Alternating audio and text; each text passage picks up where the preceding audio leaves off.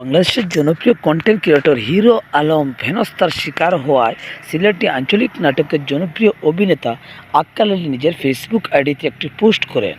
আক্কেল আলী বলেন, ক্ষমতা খুব খারাপ একটা জিনিস, আবার যদি সঠিক রাস্তায় ক্ষমতা ব্যবহার করা যায় তাহলে ক্ষমতা খুবই ভালো একটা জিনিস।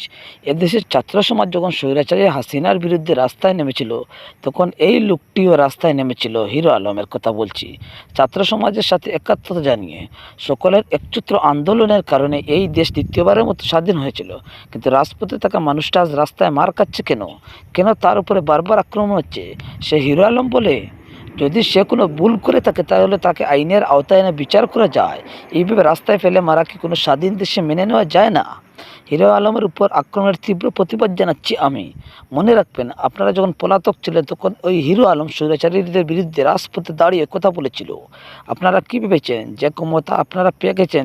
যদি মনে এমন চিন্তাভাবনা থাকে তাহলে ভুল ভাবছেন।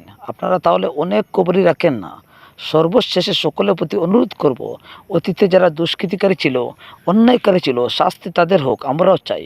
কিন্তু কোনো নিরপরাধ মানুষ যেন শাস্তি না পায়। আর তা না হলে দেখছেন তো, ক্ষমতাধর লোক পালানোর সময় পেয়েছিল মাত্র ৪৫ মিনিট।